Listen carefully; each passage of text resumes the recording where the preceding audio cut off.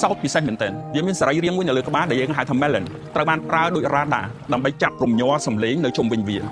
ជាពិសេសត្រីអញ្ចឹងវាកំណត់ច្បាស់ណាស់បើទោះបីជាត្រីនឹងនៅជិតវាក៏ដោយនៅឆ្ងាយពីវាក៏ដោយខំព្យាយាមគេចផុតពីវារស់នៅសន្ទាប់បាតនៅក្នុងភពក៏ដោយក៏ផ្សោតដេញចាប់បានដែរ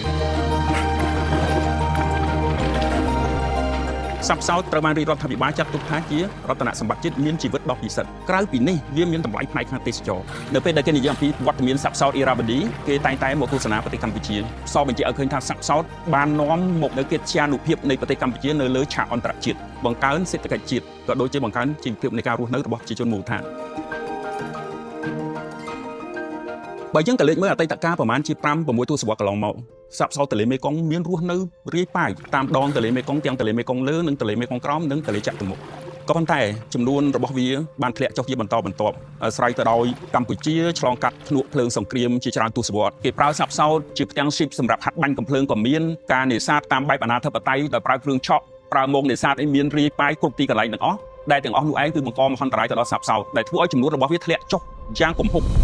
ដែនជម្រករបស់វាក៏បានរួញខ្លីមកត្រឹមប្រមាណ180គីឡូម៉ែត្រទេពីក្បាលកោះទ្រង់ក្នុងខេត្តកញ្ចេះបន្តឆ្ពោះទៅព្រំប្រទល់កម្ពុជាឡើងដើម្បីស្ដារឡើងវិញនៅចំនួនសរុបរបស់សត្វផ្សោតទន្លេមេគង្គរាជរដ្ឋាភិបាលបានដាក់ចេញនៅអនុក្រឹត្យស្ដីអំពីការគ្រប់គ្រងនិងការការពារសត្វផ្សោតទន្លេមេគង្គនៅក្នុងឆ្នាំ2012ក្រុមឆ្មាំទន្លេដែលមានសមាជិកភាព72រូបត្រូវបានបង្កើតដើម្បីប្រចាំការនៅតាមប៉ុស្តិ៍ល្បាតចំនួន15នៅតាមដងទន្លេមេគង្គដែលជាដែនជម្រករបស់សត្វផ្សោតមានចម្ងាយប្រមាណ180គីឡូម៉ែត្រនេះព្រោះយើងត្រូវតែកៅឲ្យអស់យើងដើម្បីយើងសន្និដ្ឋានថាវាអត់មានឧបសគ្គសម្រាប់ផ្សោតចំពោះប៉ុស្តិ៍ទាំងឡាយណាដែលមានទីតាំងនៅឆ្ងាយពីកន្លែងបណ្ដុំនៃផ្សោតរស់នៅគឺគាត់ល្បាតទៅតាមផែនការល្បាតដែលមានចំនួនម៉ោង8ម៉ោងក្នុងមួយថ្ងៃរីឯនៅតំបន់កម្ពីនេះដែលជាកន្លែងសុវត្ថិភាពរបស់ផ្សោតផ្សោតមកប្រដុំគ្នារស់នៅឆ្មាំទន្លេគាត់ចេញល្បាត24លើ24ម៉ោងពេញមួយសប្តាហ៍ពេញមួយខែតែម្ដង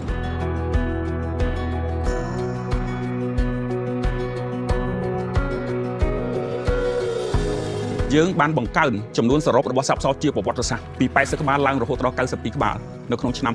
2017និងអាចរក្សាបាននូវស្ថិរភាពចំនួនសរុបនៅក្នុងឆ្នាំ2020ដែលយើងគ្រោងនឹងធ្វើការវិភាគបានប្រមាណនៅចំនួនសរុបថ្មីនៅក្នុងឆ្នាំ2024នេះ